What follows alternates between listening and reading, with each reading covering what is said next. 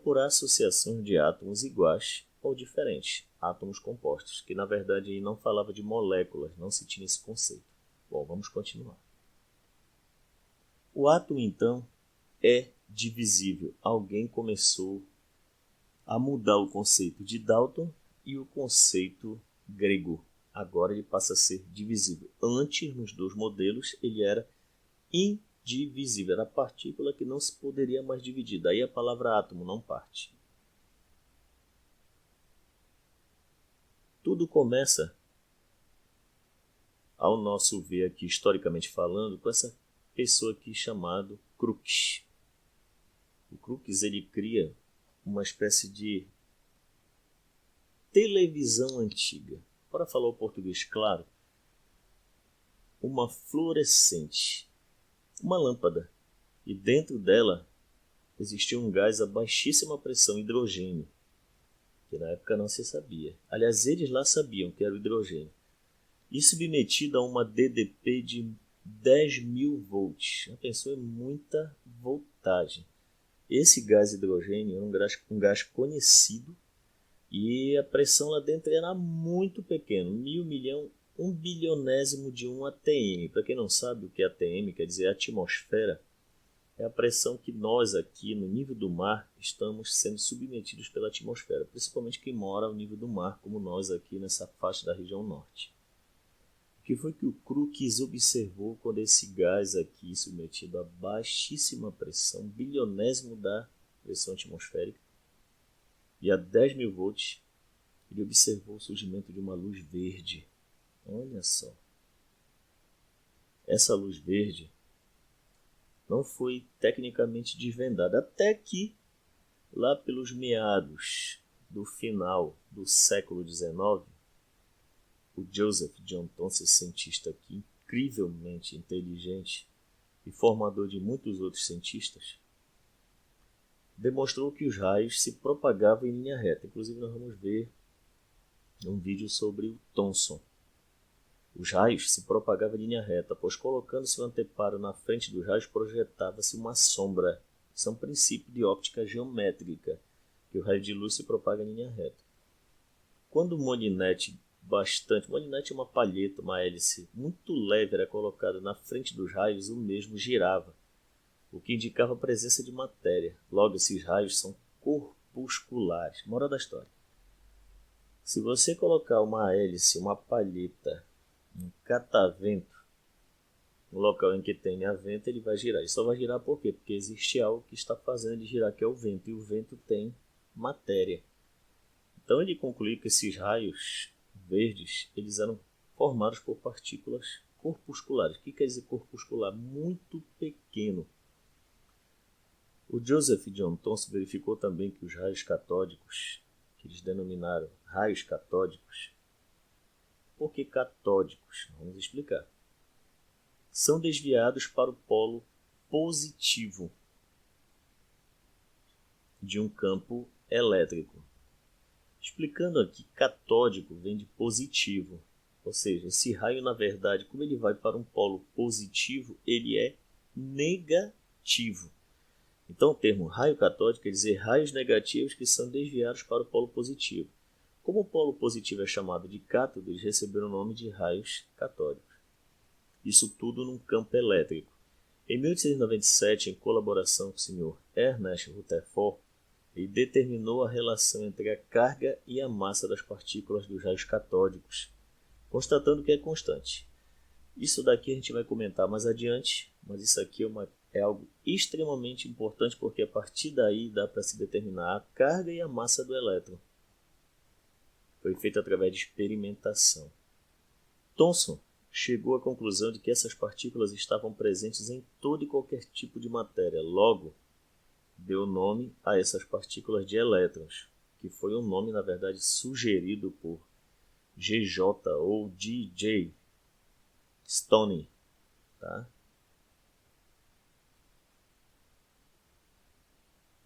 Então vamos ver um vídeo. Esse vídeo tem em torno de 9 segundos. E é um vídeo muito importante. Vamos ver uma sequência de 2 vídeos extremamente importantes sobre essa questão dos raios catódicos.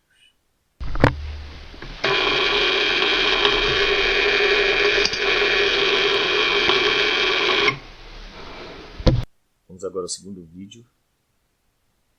Esse aqui está disponível, tem um endereço aqui no YouTube. Para não retirar os direitos autorais, a mesma coisa acontecer com outro vídeo. E o outro vídeo, ele tem em torno de 37 segundos.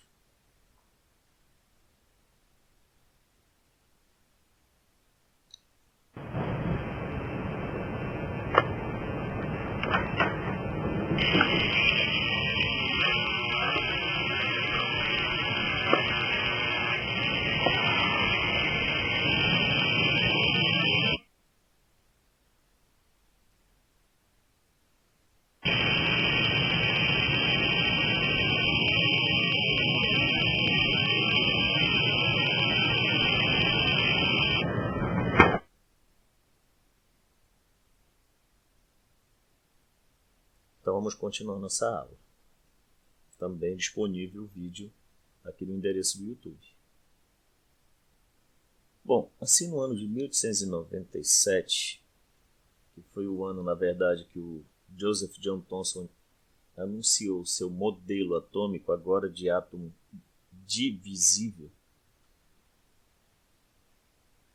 Esse modelo chamou-se Bloom-Pilden, que quer dizer pudim de passas, onde seria formado por uma esfera maciça, o átomo, carregada positivamente e revestida por cargas negativas, os elétrons. Só que esses elétrons, eles podiam sair, se movimentar a partir do núcleo, ou seja, sair do átomo.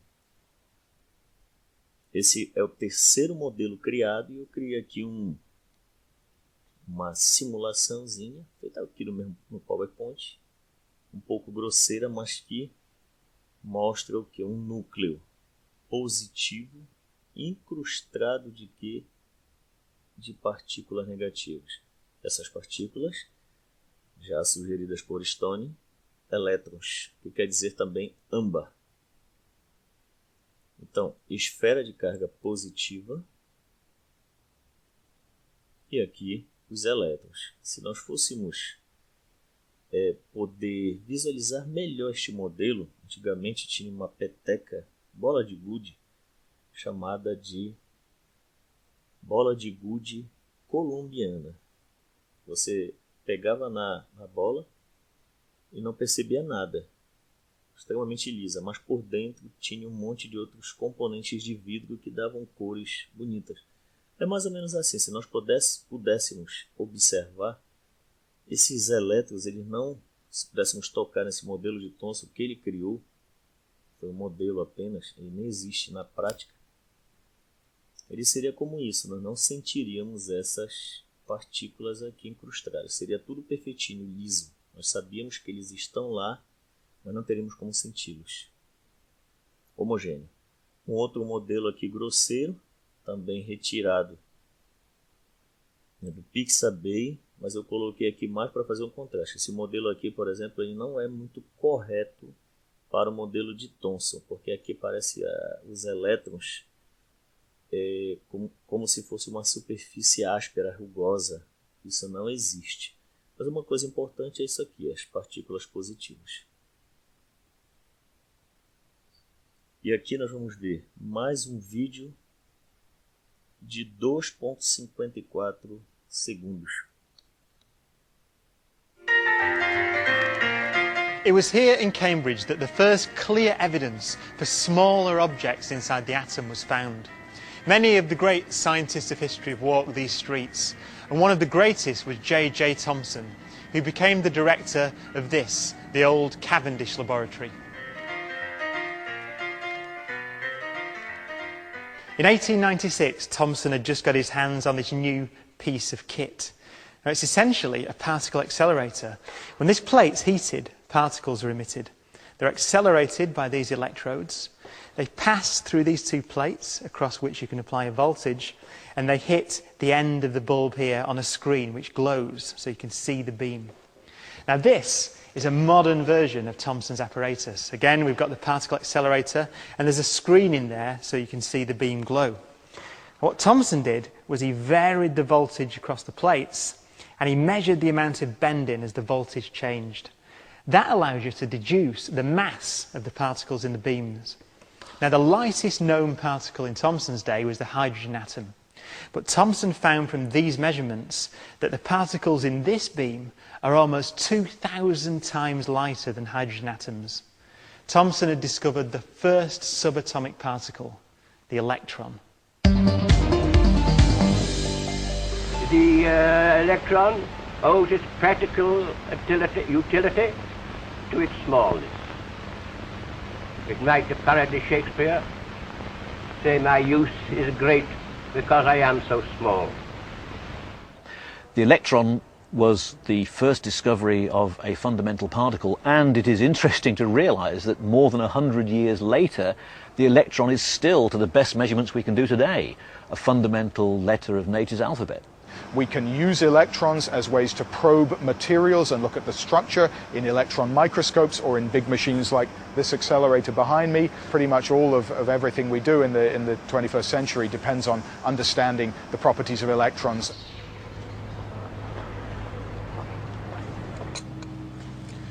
Thomson had discovered that the atom is not the fundamental building block of matter. There are smaller objects inside. So atoms could no longer be thought of as hard, indivisible spheres. But how do the electrons fit inside the atom? Thomson suggested that the atom was something like this muffin, with the negatively charged electrons embedded in a positive body. It would be a student of Thomson's that proved him wrong.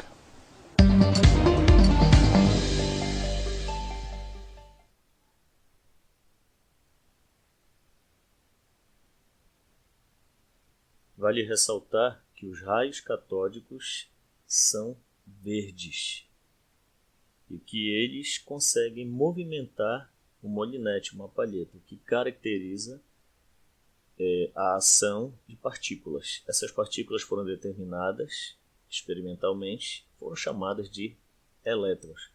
Essa foi uma das maiores contribuições à ciência dada por Thomson.